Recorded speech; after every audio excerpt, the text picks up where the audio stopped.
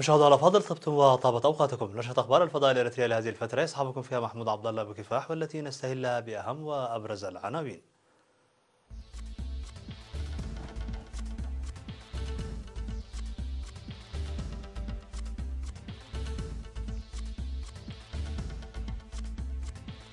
حاكم إقليم عنسبة يلتقي بسكان عتك ليزان. تنظيم انتخابات لجان الصلح بالمحاكم الأهلية في الإقليم الأوسط. تنظيم دورة تدريبية لعمال التأهيل الاجتماعي في القاش بركة. ترامب يشير لإحراز تقدم بإشارة الاتفاق التجاري مع الصين. عشرات القتلى في انفجار خط أنابيب بوسط المكسيك. مسيرة للنساء في مئات المدن الأمريكية للعام الثالث على التوالي.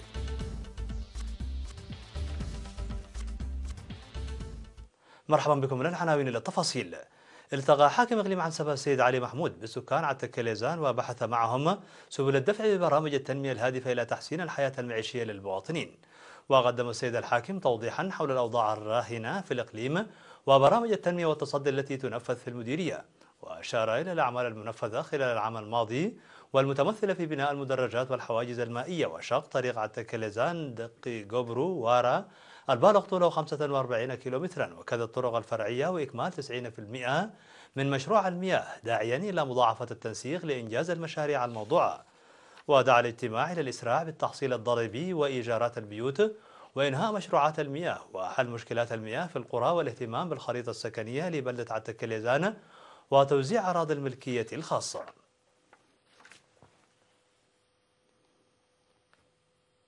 ستنظم في الفترة من 22 من يناير الحالي وحتى 17 من فبراير القادم انتخابات لجان الصلح التابعة للمحاكم الأهلية في 16 مديرية بالإقليم الأوسط. وأوضح حاكم الإقليم اللواء رمضان عثمان أولياي في الاجتماع الذي عقده يوم 18 من يناير مع مسؤولي الإدارات والجهات الأخرى عن إقامة اللجان على مستوى الإقليم لتنفيذ الانتخابات التي ستجرى بموجب الحملات التوعوية التي قامت بها وزارة العدل لأكثر من 61 ألف مواطن على مستوى الإقليم والمديريات. وأشار إلى أنه ستقام بعد الانتخابات 48 محكمة للصلح، 15 منها في أسمرة و12 في كل من مديريتي قال نفحي وسرجقة و9 في بريخ.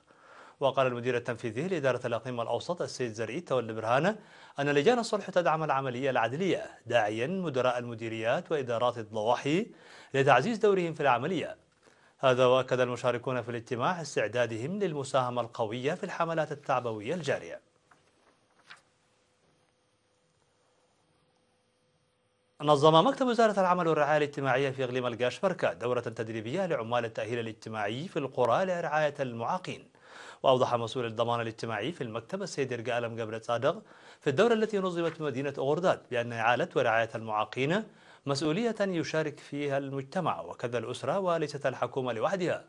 ومن جانبه أوضح مسؤول مكتب وزارة العمل والرعاية الاجتماعية في إقليم القاش بركة السيد إيوب كيداني إلى أن الدورات التدريبية المنظمة تسهم في الوصول إلى الهدف المنشود. وأشار المشاركون إلى أهمية الدورة التدريبية المقدمة في أنشطتهم اليومية، داعين لمشاركة الأعيان ورجال الدين في مثل هذه الدورات التدريبية. مشاهدينا الأفاضل، كانت هذه الأخبار الداخلية. فاصل قصير ونوافيكم بالأخبار العالمية. ابقوا معنا.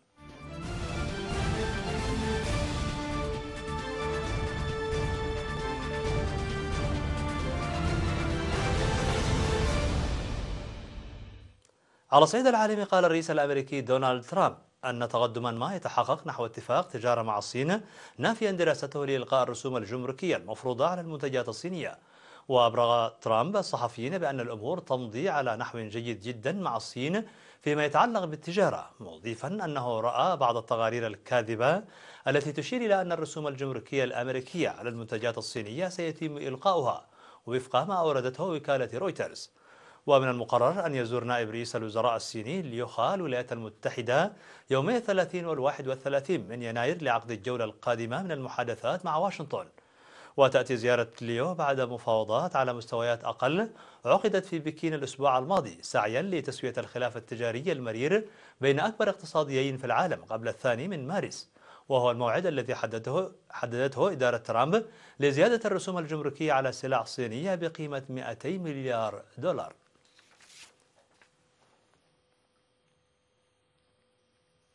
أعلنت السلطات في المكسيك أن ما لا يقل عن 73 شخصا لقوا حتفهم بعد انفجار خط أنابيب خربه أشخاص يشتبه بأنهم لصوص وقود بوسط البلاد، وذلك في الوقت الذي دافع فيه الرئيس أندريس مانويل لوبيز أوبرادور عن الجيش رغم تقاعسه عن إخلاء الموقع قبل الانفجار. وقام جنود وعسكريون آخرون بحماية المنطقة المغلقة والتي تناثرت فيها أحذية وملابس وأوعية كان الناس يسعون لملئها بالوقود. ووضع خبراء الطب الشرعي أشلاء بشرية متفحمة داخل أكياس في الحقل الذي وقع فيه الانفجار مساء الجمعة ببلدة تلاهو ليلبان بولاية هيدالجو، في واحد من أدمى الحوادث التي أصابت البنية الأساسية النفطية المتصدعة بالمكسيك. وقال حاكم ولاية هيدالجو أن 73 شخصا لقوا حتفهم، كما أصيب 76 آخرين في الانفجار الذي وقع مساء الجمعة أثناء محاولة الناس ملء بعض الأوعية بالوقود الذي اندفع لارتفاع 7 أمتار من مكان كسر الأنبوب. وتعهد بتصعيد حملة حكومته لإنهاء سرقة الوقود التي كلفت البلاد مليارات الدولارات خلال السنوات القليلة الماضية. خرجت نساء في مسيرات حاشدة في مئات المدن الأمريكية يوم السبت في الذكرى الثانية للمظاهرات التي شارك فيها ملايين المحتجين قادة تنصيب الرئيس الأمريكي دونالد ترامب في يناير عام 2017. وقال زعماء مسيرة النساء ومارشين أون أنهم سيستغلون مسيرات هذا العام لدعم السياسات المتعلقة بزيادة الحد الأدنى للأجور والحصول على حقوق أخرى متعلقة بالإنجاب والرعاية الصحية والتصويت وغيرها من المسائل. ويهدف هؤلاء إلى حشد النساء من أجل دفعهن للتصويت في انتخابات عام 2020 التي من المتوقع أن يكون فيها ترامب مرشحا على الحزب الجمهوري. كما جرى انتقاد المسيرات بدعوى أنها غير مشجعة للمرأة المحافظة التي ربما تؤيد رئاسة ترامب وتناهض حقوق الإجهاض.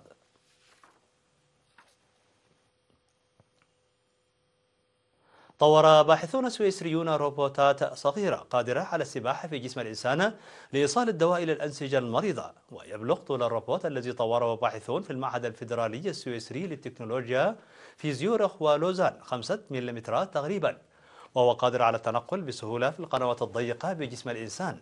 وبمقدور هذه الروبوتات تغيير شكلها وسرعتها لتصبح قادرة على المرور عبر الأوعية الدموية الدقيقة والسوائل في الجسد.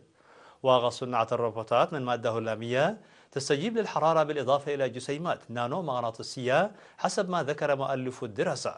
ولجعل الروبوتات تتحرك بشكل فعال فقد استوحى العلماء حركتها من تلك الحركة الخاصة بالبكتيريا، حيث يمكن برمجة التغيرات في شكل الروبوتات مسبقا لزيادة فعاليتها.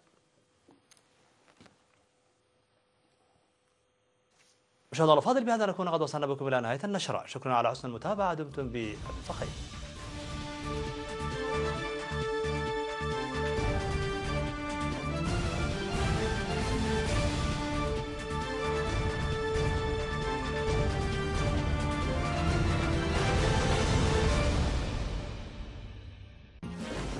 سلام كبرات تعزبتي ميرب كب تجاه بحرنا.